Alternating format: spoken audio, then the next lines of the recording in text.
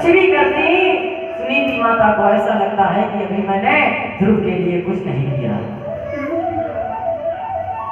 हमेशा ध्रुव ही ध्रुव, ध्रुव ही ध्रुव। माता माँ होती है, बताया ना अभी हमने।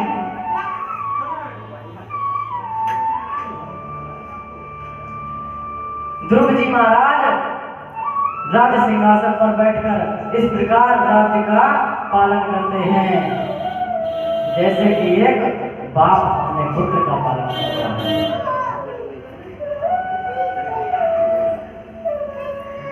माता ने ध्रुव जी को घर से निकाल दिया,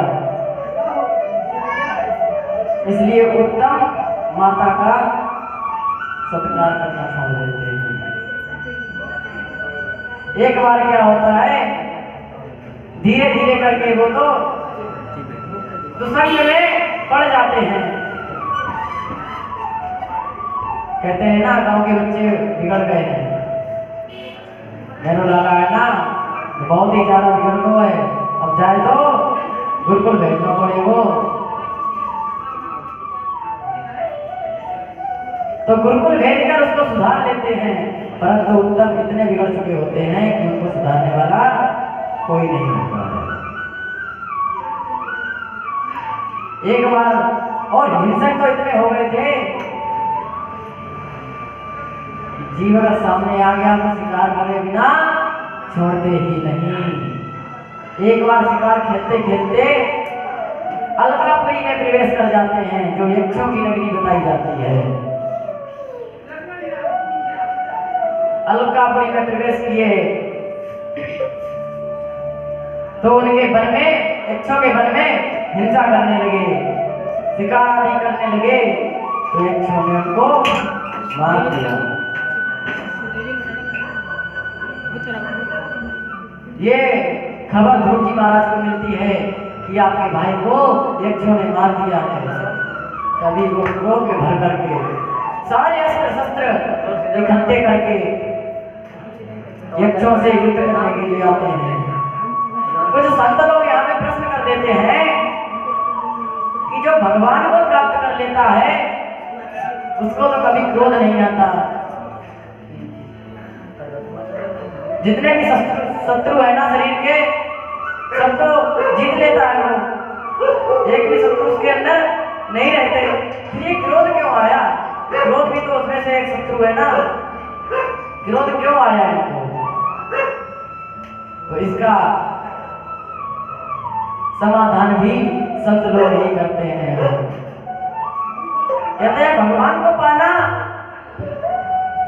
कोई बड़ी बात नहीं है, बहुत जल्दी प्राप्त हो जाते हैं, लेकिन भगवान को समझना बहुत बड़ी बात है।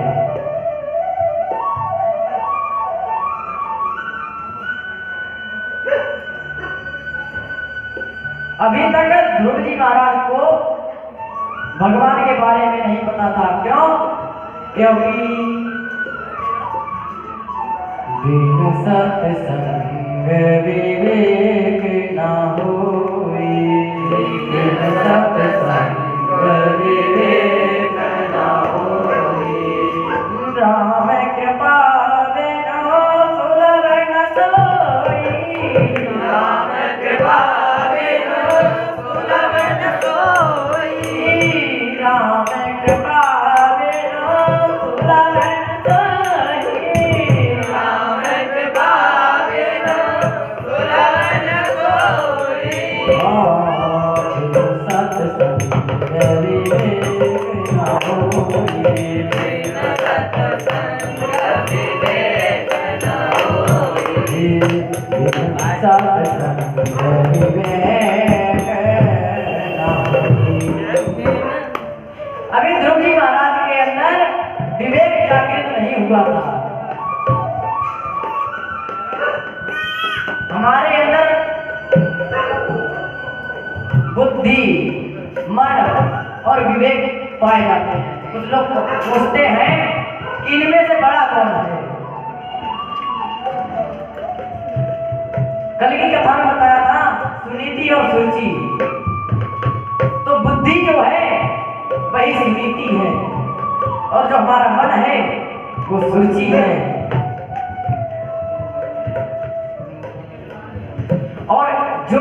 दोनों को काबू करता है ना, वही होता है विवेक, जो सबसे बड़ा होता है। और वही विवेक अभी ध्रुव जी महाराज के अंदर जागृत नहीं हुआ था। क्यों? क्योंकि अभी इन्होंने भगवान के बारे में जाना नहीं। क्यों नहीं जाना? क्योंकि सत्संग नहीं किया। भगवान के बारे में तो संत बताते हैं, भगवान के भक्त बताते हैं, और भगवान के भक्त कहाँ पे बताते हैं? सत्संग में। सत्संग किसे कहते हैं? भगवान की कथा करते हैं संत लोग, सत्पुरुष लोग करते हैं। जहाँ अनेकों सत्पुरुष इकट्ठे होकर के भगवान के बारे में बताएं, वही सत्संग होता है। हजारों संतों का एक साथ संग हो जाए, उसे सत्संग कहते हैं।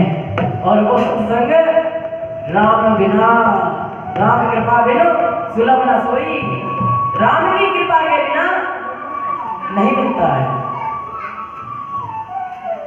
इसीलिए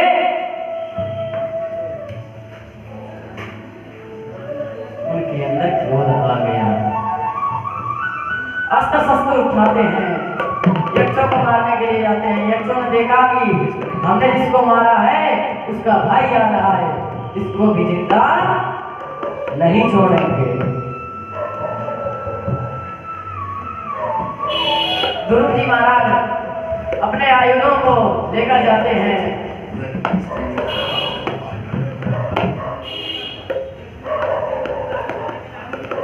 दोनों लोगों के बीच में बड़ा घमासान युद्ध भी होता है। उस समय ध्रुव जी महाराज अकेले ही 1,30,000 यक्षों से लड़े और अनेकों यक्षों को मार गिराया।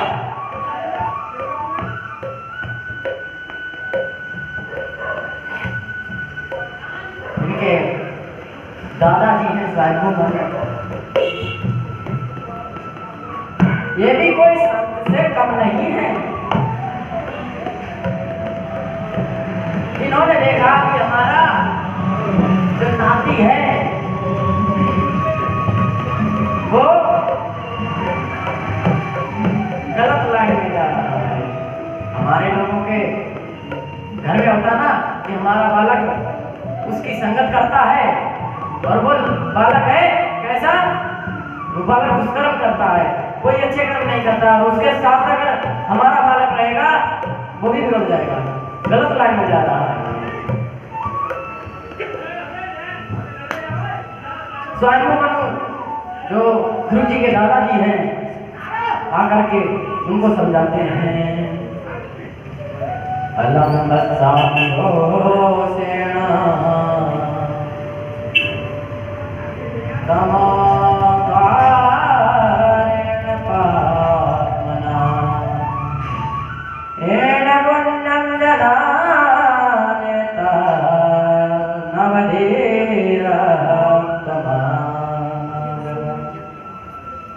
कहते हैं अलम रोसेना, अपने रोष को काबू में करो, बस करो बेटा, अब हिंसा मत करो, क्योंकि क्रोध है ना पापमना, पाप का एक हिस्सा है।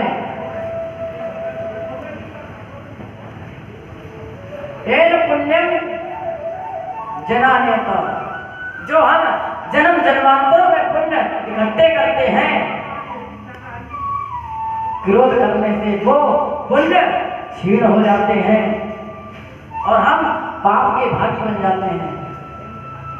इसलिए बेटा पाप मत करो, और तुमने तो भगवान को पा लिया है, तुम्हें किस बात की कमी? और तुम्हारे भाई को किसी ने नहीं मारा, सत्य बात है, किसी ने नहीं मारा। समझाते हैं कि यक्ष ने मारा है, लेकिन वो क्या है? निमित्त मात्र। जो भी करते हैं सब भगवान करते हैं।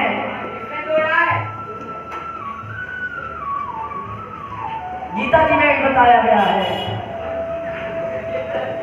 प्रकृति माना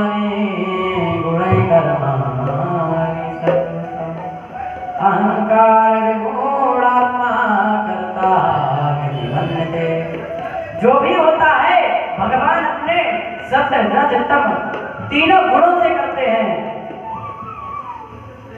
यानी कि भगवान तीन जो सतरज तीन गुणों से सृष्टि चलती है, इन गुणों से भी ऊपर है और भगवान इन गुणों के द्वारा सब गुणों से करवा रहे हैं।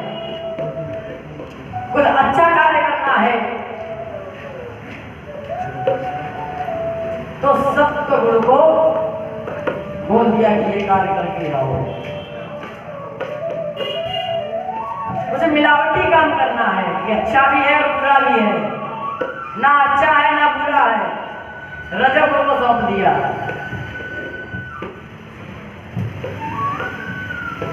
लेकिन जहां पर बुरा कार्य करना होता है, जाओ बेटा तमोगुण, अब तुम जाओ।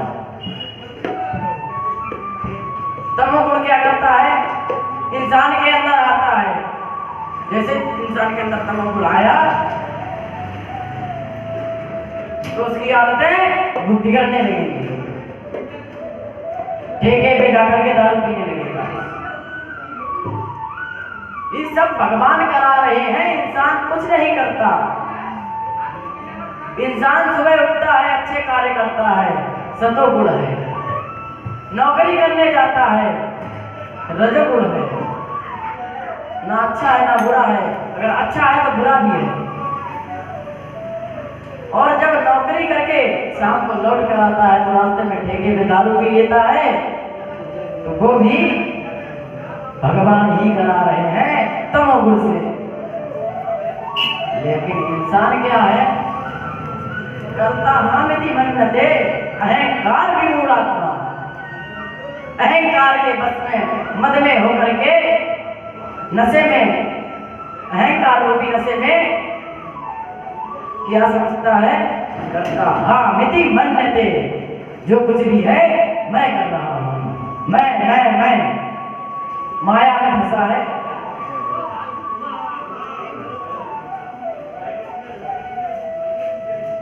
अच्छा बोले माया क्या है? माया का अर्थ होता है मां माने नहीं, या माने जो है ही नहीं वही है माया, जिसमें हम फंसे हैं। और क्या मानते हैं? कर्ता हामिति मन्यते, अपने आप को कर्ता मान बैठते हैं। बेटा इस रोज को त्याग दो, कर्ता कोई नहीं, कर्ता तो सिर्फ नारायण है। इसलिए अपने आयुधों को त्याग दो, अपने शस्त्रों को त्याग दो। इस प्रकार ध्रुव जी महाराज को समझाते हैं। ध्रुव जी महाराज तुरंत ही अपने तलवार आदि आयुध छोड़ देते हैं। यक्ष है जो ये कुबेर की सेना है, तुरंत ही कुबेर से क्षमा मांगते हैं।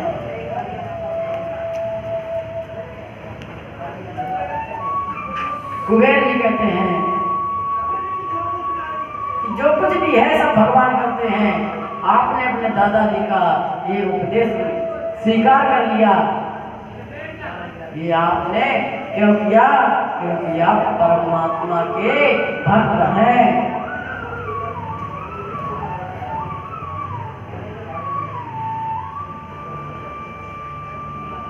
बताते हैं उसी समय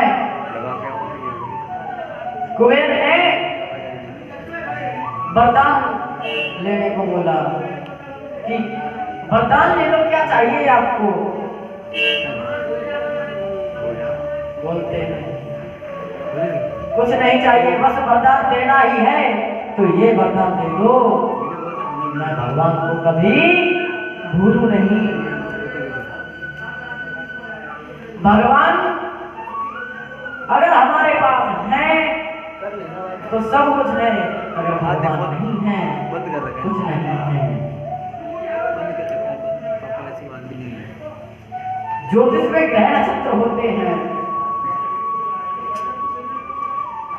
एक नक्षत्र खराब हो जाए तो ग्रह शांति कराते घूमते हैं कि हमारे ग्रह की शांति कर दो।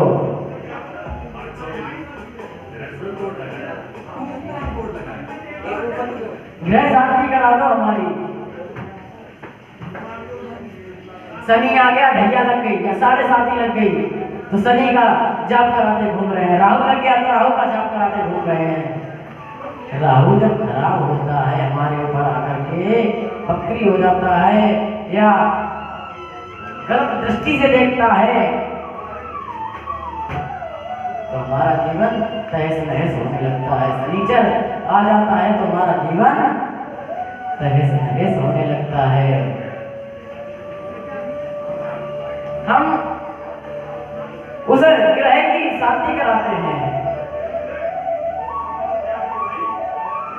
एक बात बता दूं भक्तों, ग्रह शांति कराने से जरूर ग्रह शांत हो जाएंगे, परंतु वो बात नहीं आ सकती जो भगवान के भक्ति में है। भगवान की भक्ति अगर हम करेंगे तो ग्रह चाहे कुछ भी कर ले, ग्रह कितना भी खराब हो जाए, हम जैसे पहले थे वैसे ही रहेंगे।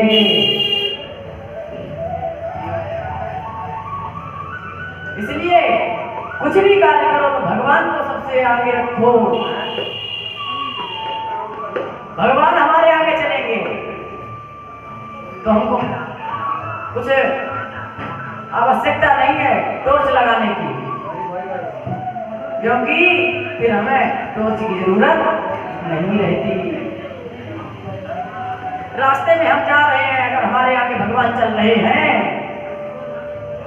अगर हम अंधे भी हैं तो भी गड्ढे में नहीं गिरेंगे। रास्ते में जा रहे हैं, आगे गड्ढा है, हम भी उसी गड्ढे के सामने ही जा रहे हैं।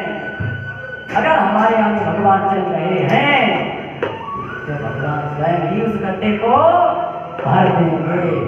बोलो ना राधे राधे। तो इसलिए कुबेर महाराज हमको वो वरदान दीजिए जिससे हमें भगवान की कभी विस्मृति ना हो। कुबेर तुरंत बोल देते हैं, ध्रुव जी महाराज अपने राज्य को आते हैं। ध्रुव जी महाराज की 2 पत्नियां होती हैं।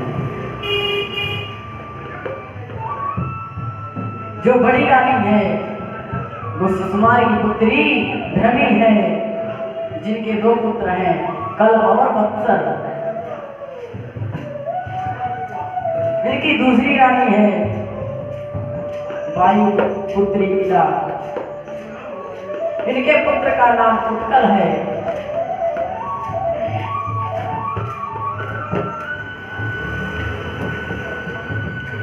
अपने पुत्र को राज सिंहासन पर बैठा करके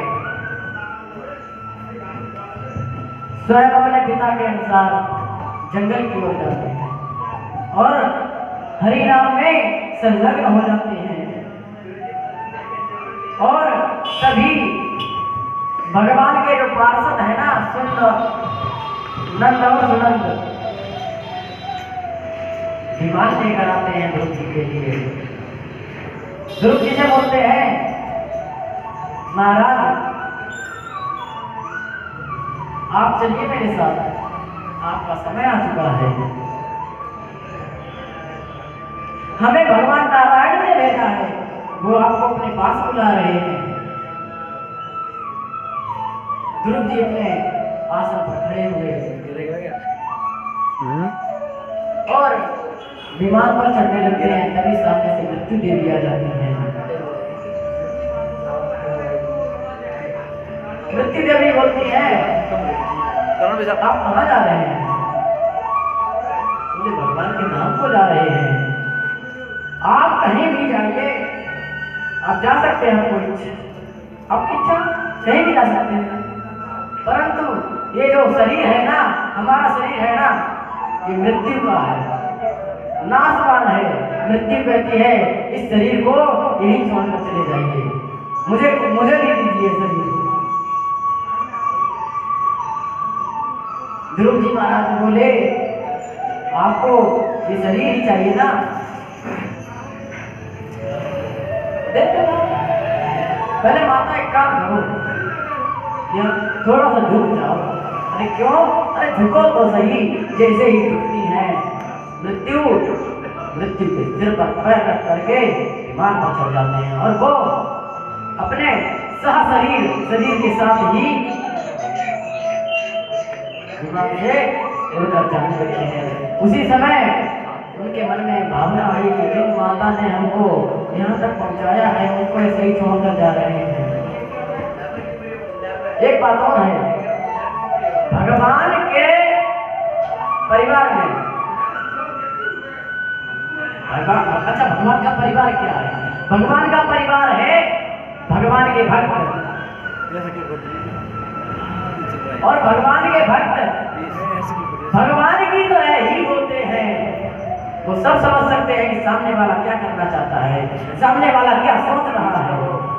इस तरह ध्रुव जी महाराज सोच रहे थे माता के बारे में, तभी नंद और सुनंद बोलते हैं कि आप जो सोच रहे हैं वो हम पहले कर चुके हैं। बोले क्या आप अपनी माता के बारे में सोच रहे हैं ना?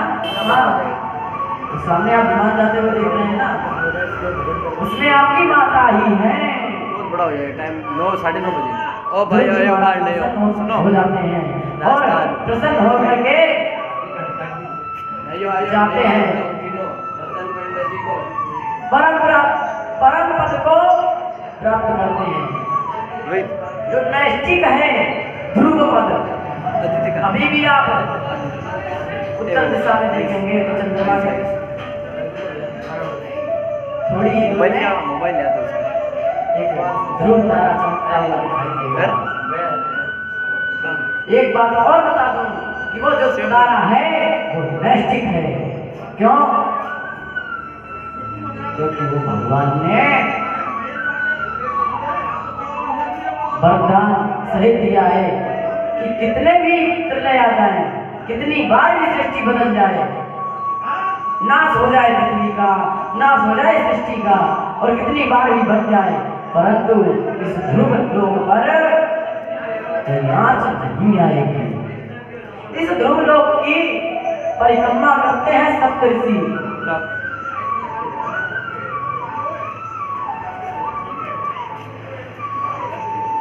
एक बात और, जो सप्तऋषि है ना ये 7 है।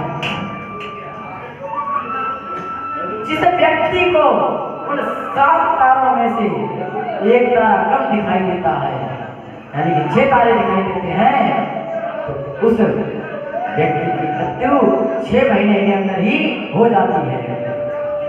ये भगवान पहले ही संदेश दे देते हैं कि अब तेरे पास ज्यादा समय नहीं है, जा करके भगवान का भजन कर।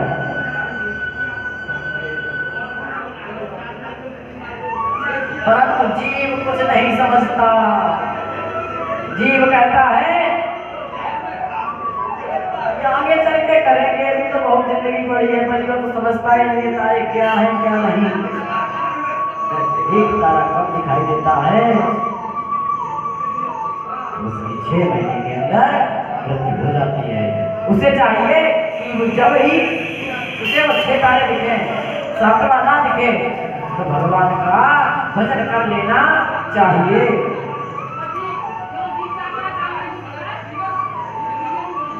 इस प्रकार विषम होकर के उनकी माता और ध्रुव जी दोनों ही लोग परम पद को प्राप्त होते हैं।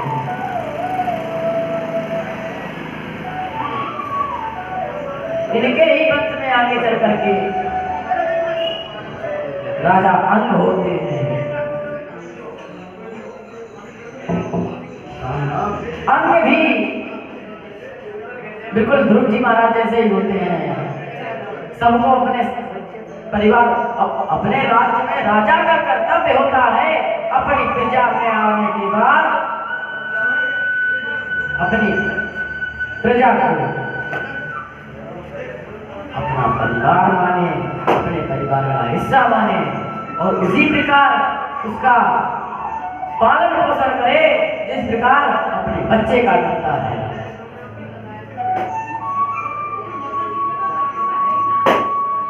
राजा अंग तो इतने धर्मात्मा थे कि उनका तो वर्णन ही नहीं किया जा सकता। इनका विवाह हुआ मृत्यु पुत्री सुनीता के साथ में।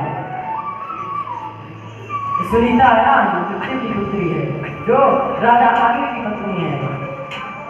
राजा अंग के एक पुत्र हुए जिनका नाम है वेन।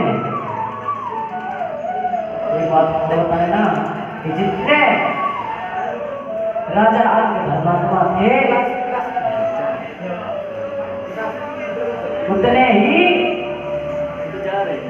उतना ही उनका पुत्र वेन नालायक था, नैष्टिक था, नास्तिक था। राजा अगर अपने प्रजा में कुछ उपहार बांटती है, जैसे आजकल पेंशन बांटते हैं ना, उपहार बांटते हैं राजा, तो बेन जाकर तुरंत ही छीन लेता।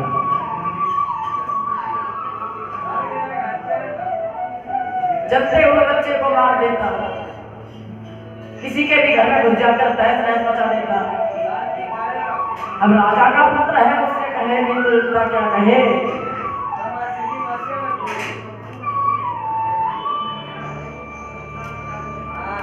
कुछ कह तो सकते नहीं। अब जनता तो परेशान, जब ज्यादा परेशान हो जाती है जनता तो कुछ तो करती है। राजा के पास आकर शिकायत करती, राजा तो परेशान हो जाते हैं। सुबह से शाम ऐसे निकल जाती, लाइन लगी है, शिकायत वालों की शिकायत देने के लिए आ रहे हैं। परेशान हो जाते हैं अपने पुत्र से। परेशान होने के बाद में वो अपने राज्य की एक गुफा में जाकर के भगवान का भजन करने लगते हैं। सुनीता ने अपने पति को ढूंढवाने के लिए अपने मंत्री आर्य को भेज दिया कि ढूंढ कर लाओ कहाँ है।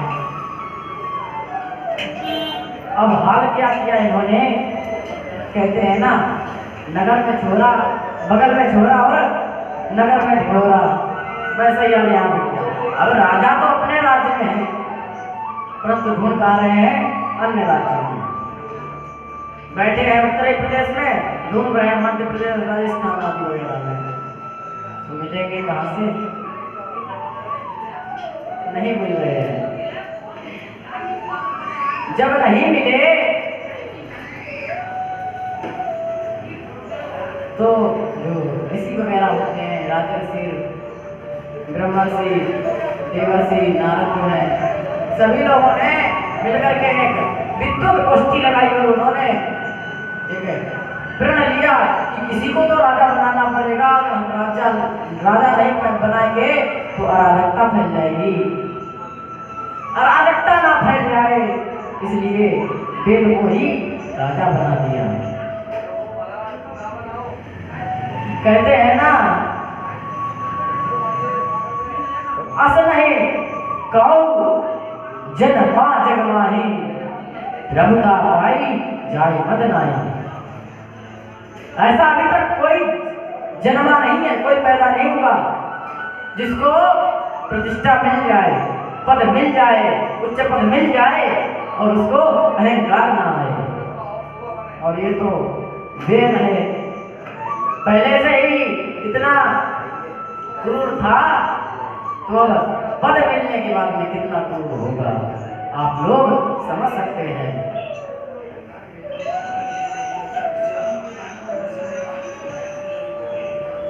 और जनता को इस प्रकार परेशान करता पूछो नहीं। चोरों से कोई अब दुख नहीं है, क्योंकि चोर इतने डरते हैं राजा वेद से कि कुछ कहा नहीं जाता। लेकिन जनता चोरों से दुखी नहीं थी, परंतु चोरों से रक्षा करने वाला जो राजा होता है ना, उस राजा से ही दुखी है।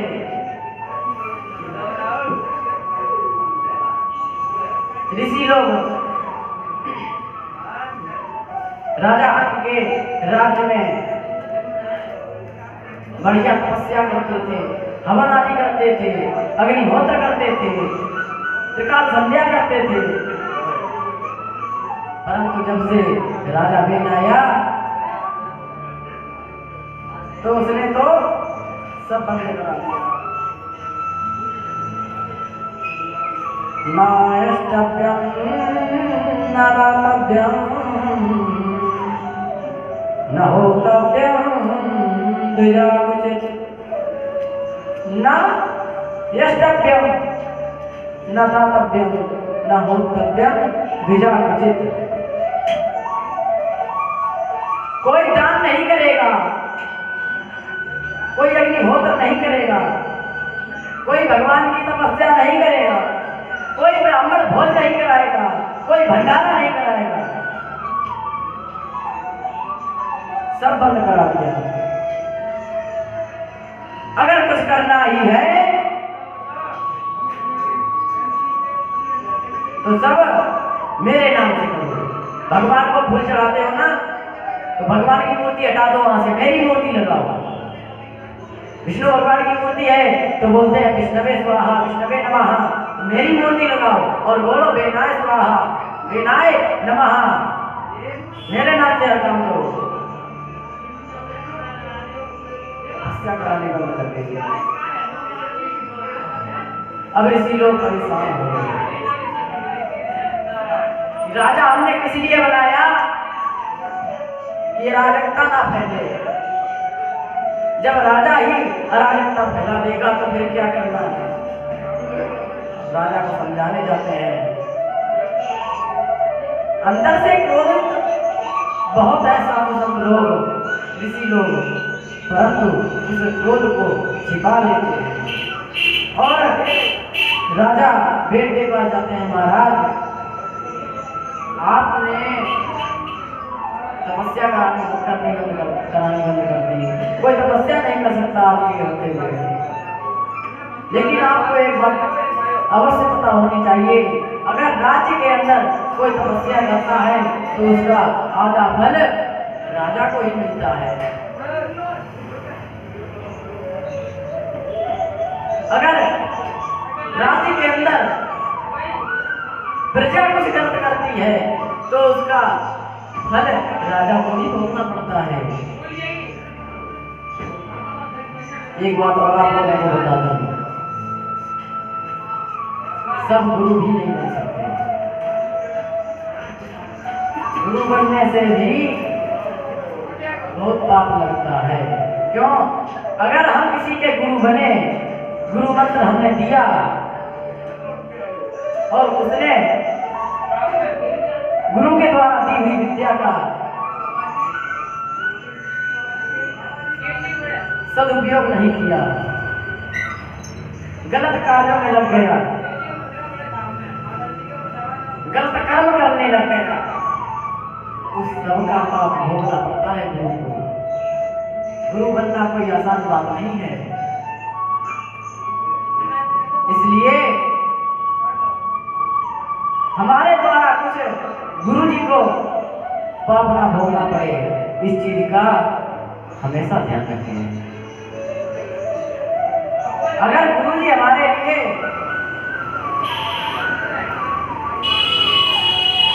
इतना सब कर रहे हैं तो हमारा भी कर्तव्य है कि गुरु जी को पूर्ण निष्ठा से खुश रखें। गुरु जी जो कहें वही करें।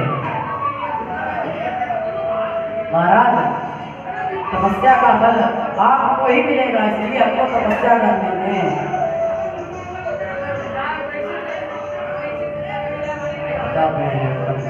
आंखें लाल करके बोलता है, बड़े मूर्ख हो, तुम्हें पता नहीं क्या? बोले क्या? बलि सायतयूयम्बा अधर्मे धर्ममानिना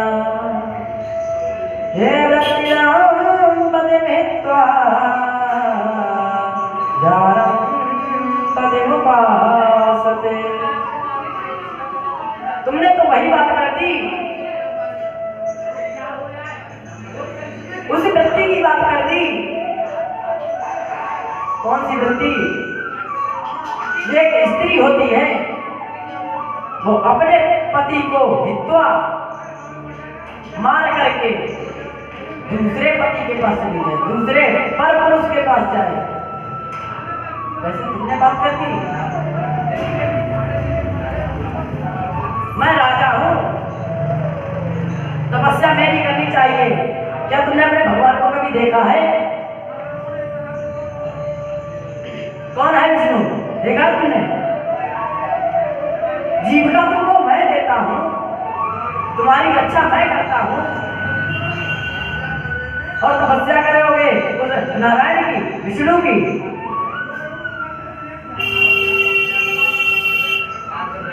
बिल्कुल मूर्ख हो तुम लोग। कौन है नारायण? क्या है देवता?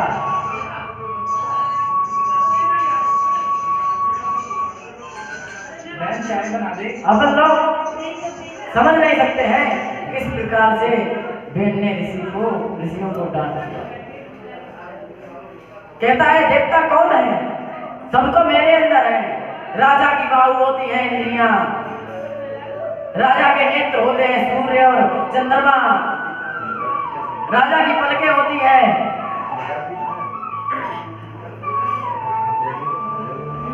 ये देवता राजा के जो नाक के दोनों छिद्र होते हैं वो अश्विनी कुमार होते हैं, और सबको मिला दिया जाए तो पूरे नारायण बन गए। और तुम इस नारायण की सेवा ही नहीं करते हो। वो जिस नारायण को कभी देखा ही नहीं, उसकी तपस्या करने की बात मेरे पास करने आए हो।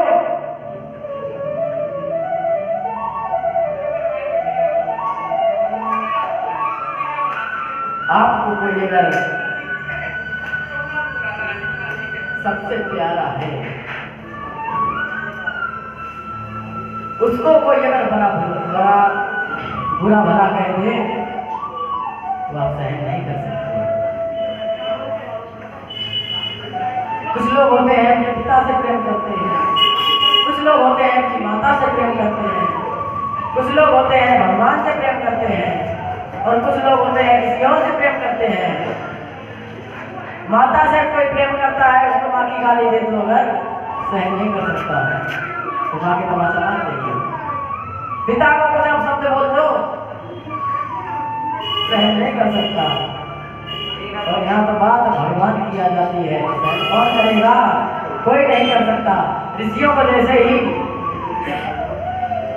बुरी भली बातें कही भगवान के बारे में, ऋषियों ने एक साथ अपनी भ्रुकुटी टेढ़ी की, तिरछी करी और हुंकार लगा दी। जैसे ही हुंकार लगाते हैं तो बेटा स्वाहा हो जाता है, बेटा तो नमोनमा हो जाता है। इस प्रकार सभी ऋषि अपने अपने स्थानों पर आते हैं, और स्थानों पर आते हैं तो राजकता फिर से भर जाती है। राजा कहाँ से लाए? एक ही बार सोचा था, उसको राजा बना के मार दिए। क्या? क्योंकि वो राजा बनने के लायक ही नहीं था।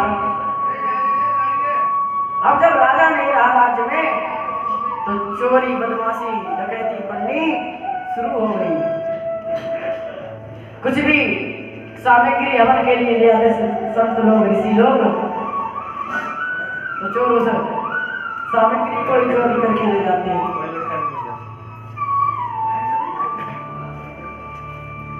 अब बात आ जाती है कि अब इस अराजकता को खत्म करें तो करें कैसे?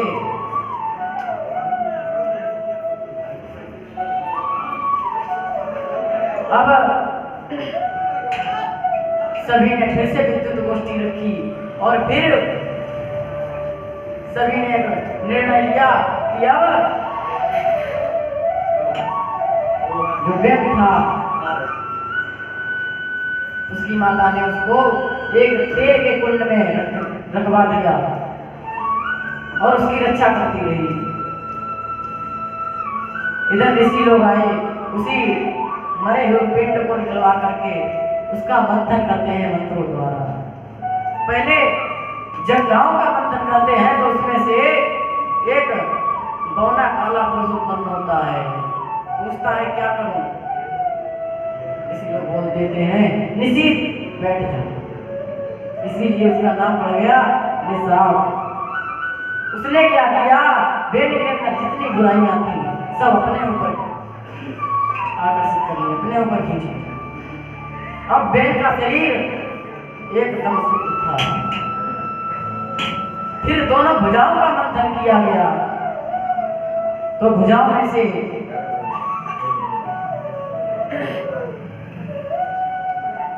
दोनों भुजाओं में से एक जोड़ा उत्पन्न होता है, एक स्त्री होती है और एक पुरुष होता है।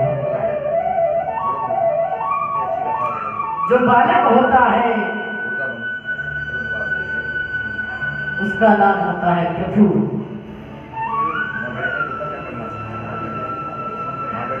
जो स्त्री होती है उसका नाम होता है अर्ची।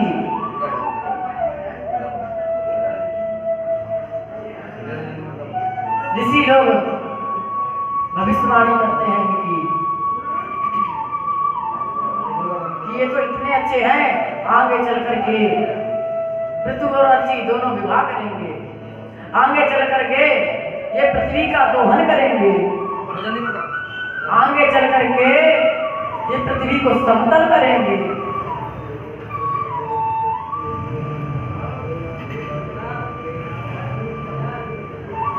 विदुर जी पूछ लेते हैं कि महाराज हमको ऐसे समझ नहीं आएगा, हमको कथा तो विस्तार से बताइए कैसे क्या होगा।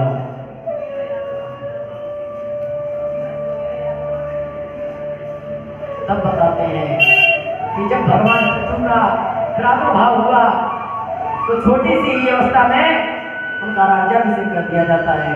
जब राज्याभिषेक कर दिया जाता है तो सारी जनता उनकी स्तुति करती है।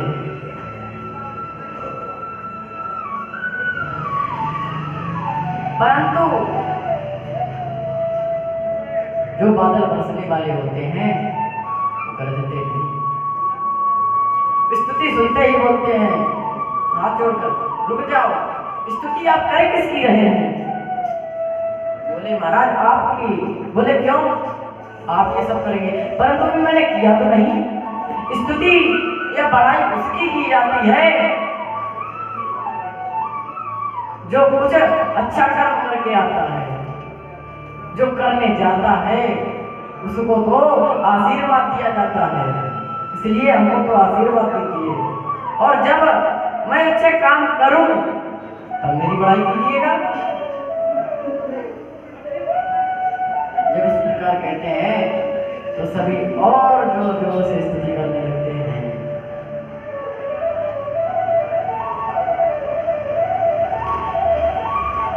एक बार क्या होता है कि जनता दौड़ी दौड़ी राजा के पास आती है, सब दुबले पतले से थे, चिल्ला रहे थे त्राहिमाम राजन त्राहिमाम।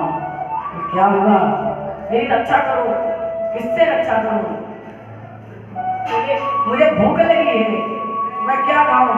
पृथ्वी तो अन्न ही नहीं देती, राशन ही नहीं देती।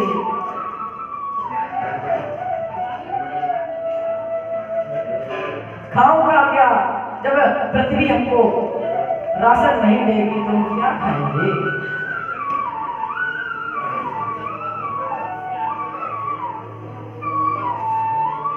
एक बात बताएं आपको, पृथ्वी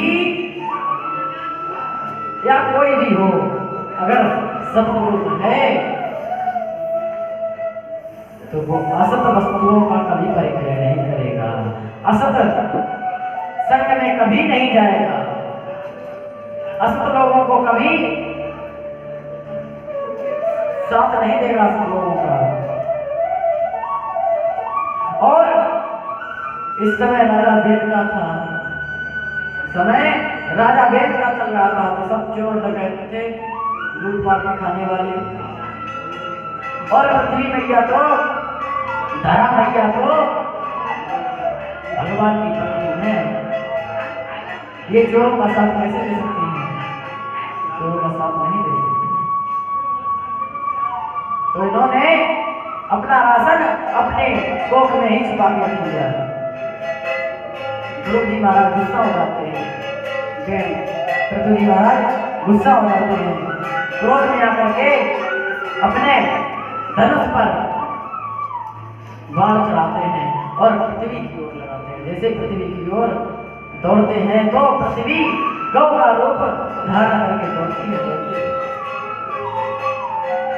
सभी जगह घूमकर आ गई, कोई जब उसको बचाने वाला नहीं मिला तो लौट करके पृथ्वी के ही चरणों में लेट गई। बोले हमारी रक्षा कीजिए। बताया था ना कुछ दिनों पहले कि भगवान और भगवान के भक्त शरणागत को कभी नहीं त्यागते। जब पृथ्वी शरणागत हो गई तो पृथ्वी ने भी अपने धनुष बाण रख लिए और पूछते हैं कि तुमने ऐसा क्यों किया, जनता को परेशान क्यों किया, उनको भूखे क्यों रख रही, उनको अन्न क्यों नहीं देती?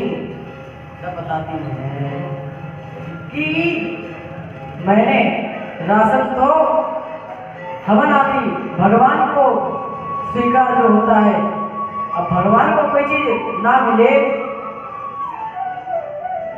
तो देने से फायदा क्या?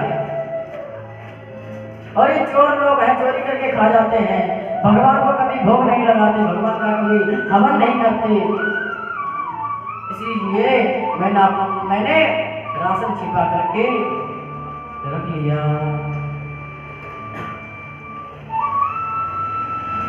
अगर राजा आप हैं तो हमें कोई दिक्कत नहीं, हमें कोई परेशानी नहीं। आप जैसे राजा आ गए हैं तो मुझे कोई परेशानी नहीं। अब मैं गौ रूपिणी हूँ, तो अगर कुछ पाना है, अगर हम गौ को दूधते हैं, दोहन करते हैं तो बछड़ा पहले छोड़ते हैं ना, जिससे वो दूध उतारते। तो गौ माता समझा रही है, पृथ्वी माता समझा रही है कि पहले अन्न के लिए, सामग्री के लिए, औषधियों के लिए पात्र लेकर आओ और बछड़ा लेकर के आओ और इच्छा अनुसार वस्तुएं लेकर जाओ।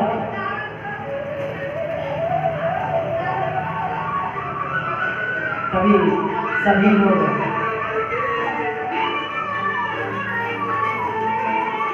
दौड़े दौड़ जाते हैं। दैत्यों ने प्रहलाद जी को वस्त्र बनाया, मदिरा आदि का दोहन किया।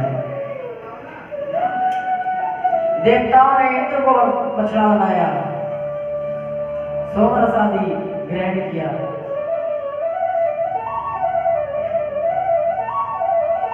ऋषियों ने अपने जो इच्छा अनुसार वस्त्र बनाए और इच्छा अनुसार वस्तुएं ग्रहण की। इधर पृथु ने पृथ्वी को अपनी पुत्री मान लिया था, इसलिए पृथ्वी का नाम, धरा का नाम पृथ्वी पड़ा। बोलो राधे राधे राधे राधे।